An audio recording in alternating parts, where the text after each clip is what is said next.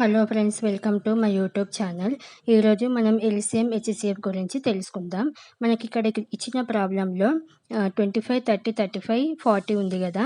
ఇవన్నీ మనం ఏ టేబుల్లో అయితే పోతాయో చెక్ చేసుకోవాలి. నేను ఇక్కడ 5th టేబుల్ చెక్ చేసుకుంటున్నా.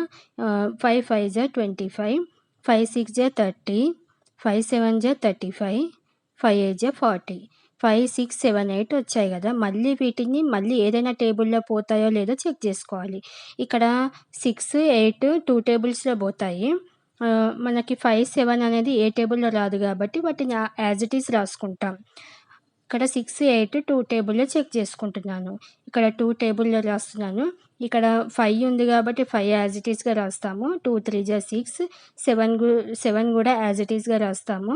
2 4 జా 8, మళ్ళీ 5 3 7 4 వచ్చింది కదా. మళ్ళీ ఏ టేబుల్లో అయినా పోతాయో లేదో చెక్ చేసుకోవాలి. ఇక్కడ 4 మాత్రమే 2 టేబుల్లో వస్తుంది, మిగతా ఏవి రావు కాబట్టి అవి యాజ్ ఇట్ ఈస్గా రాసేసుకుంటాం. 5 3 7, 4 అనేది 2 టేబుల్లో వస్తుంది కాబట్టి 2 2 జా 4. మనకి ఇక్కడ ఈ 5 3 7 2 వచ్చాయి కదా, ఇక్కడికే స్టాప్ అయిపోయింది. మనకి ఏ టేబుల్ చెక్ చేసుకోవడానికి రాదుగా. ఇప్పుడు మనం ఎల్సిఎం చూద్దాం. ఈ వాల్యూస్ ఉన్నాయి కదా, మనకి ఇక్కడ వచ్చినవన్నిటిని కలిపి మల్టిప్లై చేయాలి. మల్టిప్లై చేస్తే మనకు ఒక ఆన్సర్ వస్తుంది, అదే అనమాట ఎల్సిఎం.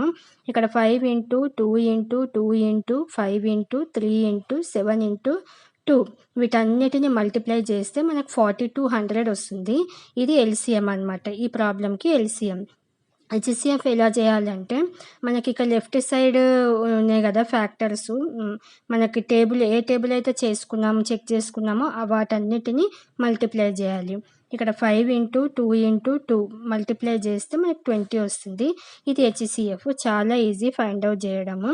నా ప్రాబ్లం మీకు నచ్చితే లైక్ చేయండి, సబ్స్క్రైబ్ చేయండి. Thank you.